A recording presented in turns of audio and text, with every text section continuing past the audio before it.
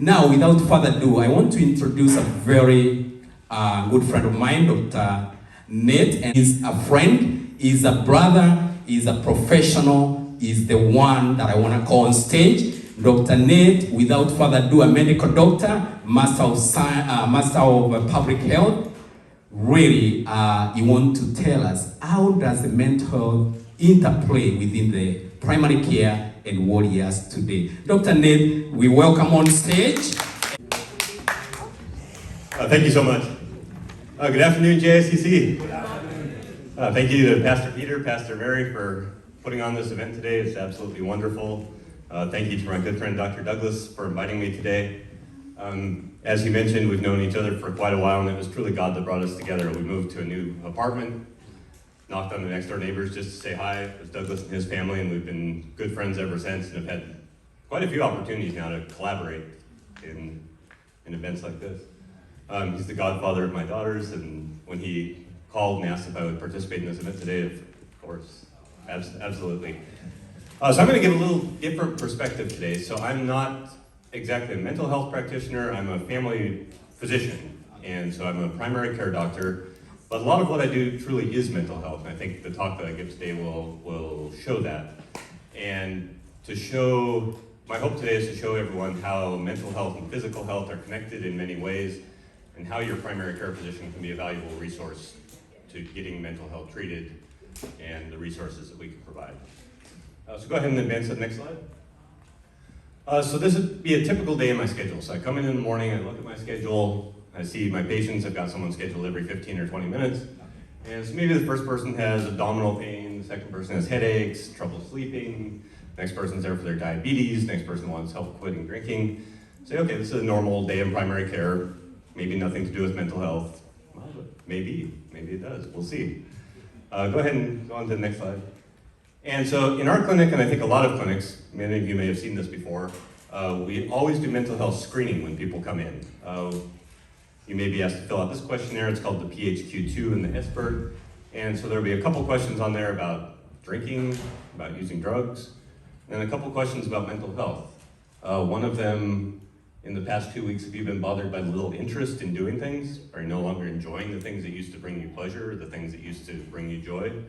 The other, in the past 2 weeks, have you been bothered by feeling down, depressed, or hopeless? And so we give this questionnaire to everybody, no matter what they're in clinic for. And if they answer yes to either of those two mental health questions, then we give them this next questionnaire. Advance the slide. This is called the PHQ-9, and this has some more symptoms. And I'll leave this up while I talk for a minute so you can take a look. So these are many of the symptoms of depression. And so it includes trouble sleeping at night, feeling tired, having low energy, not having enough appetite, or maybe eating too much, having difficulty concentrating, having difficulty keeping your mind on what you're trying to do, maybe moving so slowly other people notice, hey, what's wrong with you? Keep moving, come on. Or on the other hand, just not being able to sit still, being agitated and always moving around, and you can't sit still. And sometimes even having thoughts of wishing that you were dead, maybe actively thinking about suicide, maybe just not really caring. Something happens, is what it is. Sometimes feeling worthless, feeling hopeless, feeling like you're a failure, like you've let down your family, let down yourself. And so those are all symptoms of depression, and so we ask people to categorize which of these symptoms they're feeling and how often they're feeling those things. And there's a couple reasons why we do this in clinic, and sometimes people push back a little. They say, why do I have to fill this out? I'm here about my diabetes. I'm not crazy, I don't need to do this. And there is this stigma, like we've talked about today, about mental health, about, I'm not crazy, I don't want to talk about this. Maybe you're going to put me in a hospital, maybe you're going to tie me to the bed and not let me out until you've given me all these medications that change who I am. And so sometimes there's fear to fill out a questionnaire like this, sometimes there's trepidation, sometimes annoyance. And I'd really encourage people to fill it out, and to fill it out honestly, because it is a way that we can identify some of these mental health issues and be able to offer help. And it helps sometimes even when the symptoms don't seem to be mental health related. Go ahead and go on to the next slide. And so I want to talk a little bit about what are called somatic symptoms. Somatic symptoms are the physical symptoms that we can feel as a result of mental health conditions. And so we know that there's a really strong connection between the mind and the body. And what's going on in the mind often affects what's going on in the body. And sometimes it's really hard to name what's going on emotionally, to say, I feel depressed. I mean, sometimes people walk in and say, hey, I feel depressed. I just feel down all the time. I need help with my depression. That's easy to sort out.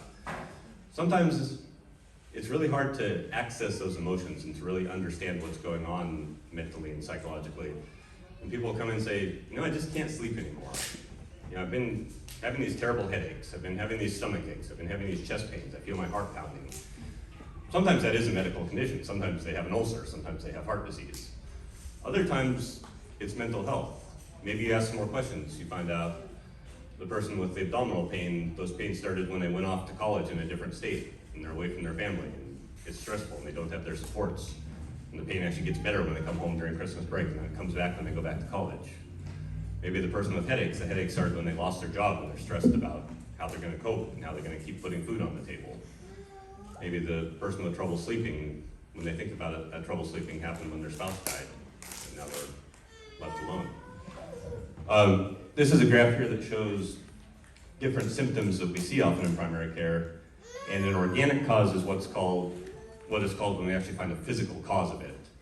And you'll see for many of these symptoms, chest pain, fatigue, dizziness, headaches, abdominal pain, numbness, trouble sleeping, most of the time in primary care we don't actually find the physical cause of these symptoms. Of course we're always going to look, we're never just going to write it off and say, oh, this is mental health, we're not going to actually investigate your chest pain and see if you have heart disease. Should never do that. But we always want to be open to the fact that the mental does affect the physical, and that what we're feeling in our bodies could be related to what's going on in our minds. Go ahead and advance to the next slide. And so it's really important to recognize these somatic symptoms, and hopefully when you go to see your primary care doctor, they're attuned to this, but I think it's also important for all of us to be attuned to it, because sometimes the doctor's rushed. They might have 10 minutes before they have to see the next patient. They might really be hung up on the physical symptoms in front of them. And so I think for all of us to recognize that the mental does affect the physical and what we're feeling could relate to our psychology can sometimes help the patient, help the doctor. And so it's important for a few reasons to understand this relationship. First of all, it can help us to avoid going down wrong paths. The person whose abdominal pains are related to the stress and anxiety and depression that they're under, sometimes they go to their doctor with abdominal pain, the doctor says, okay, here, take these pills, maybe it'll get better, and they take the pills for 2 weeks and they come back and it's not better.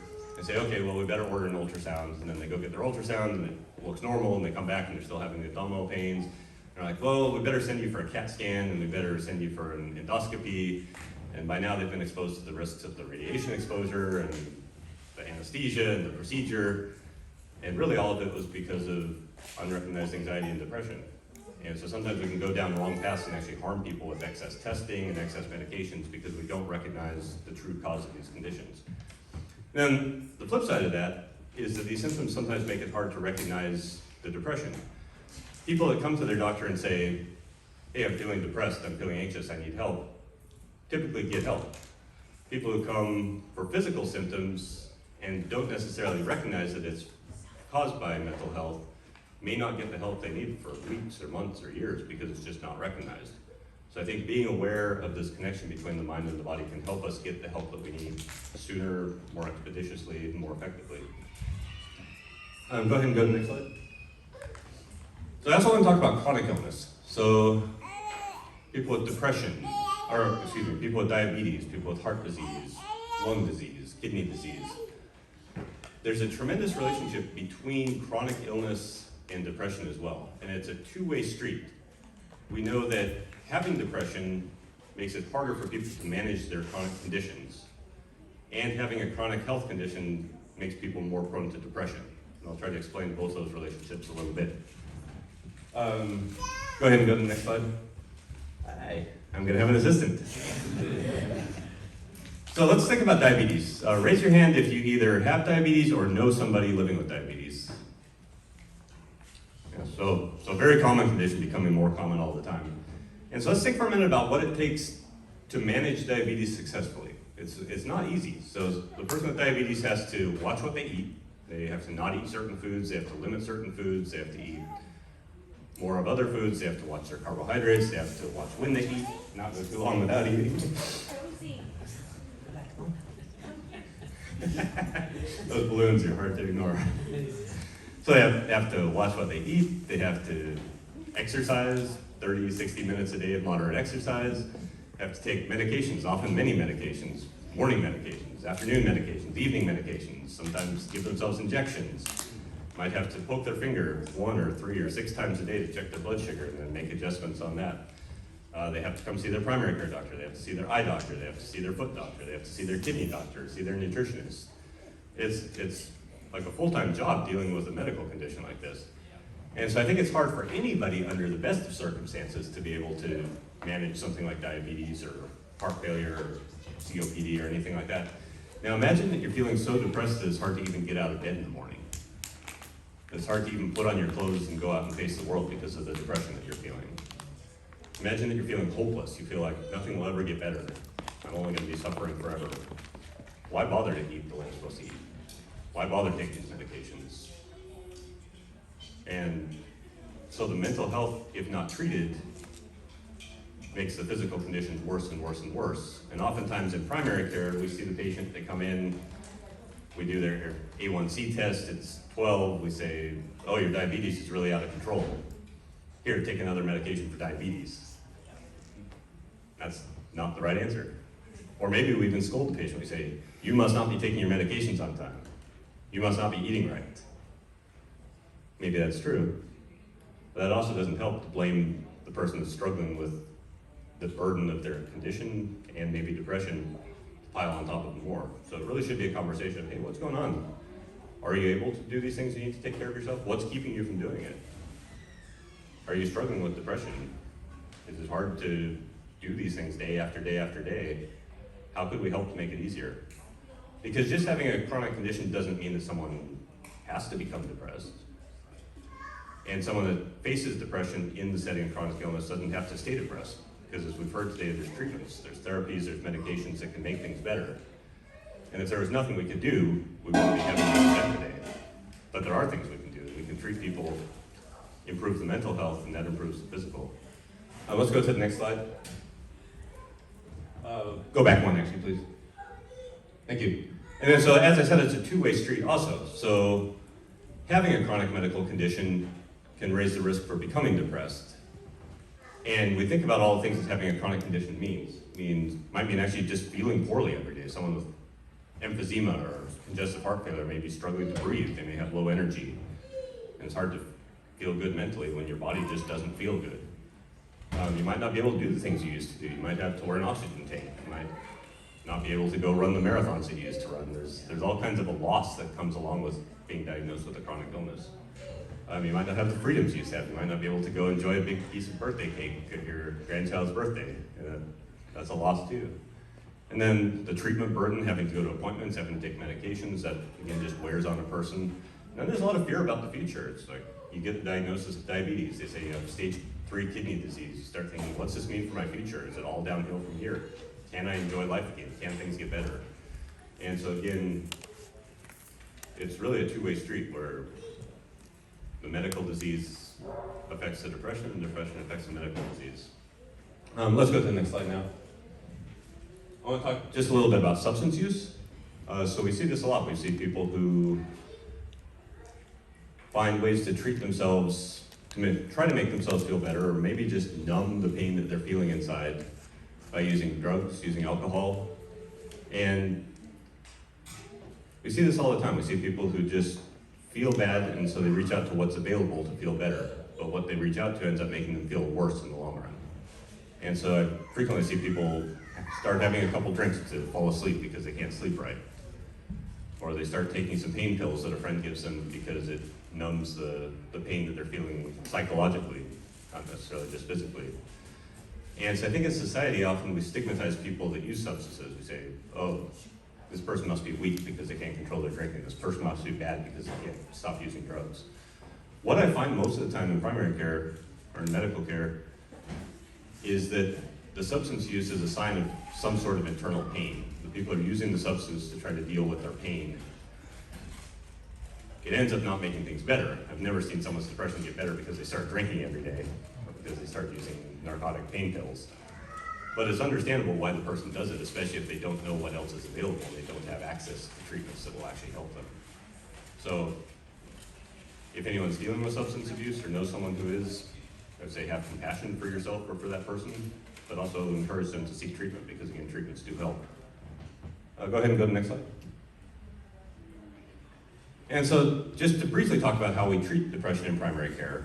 And so again, I'm not a mental health clinician primarily, I'm not a trained therapist. I usually only have 15 minutes with the patient once a month, if that. But there are things that we can do in primary care, and I think if you're struggling for where to go for help with mental health, your primary care provider is a good place to start. And so one thing I'll do briefly is just encourage people to use the existing resources they have.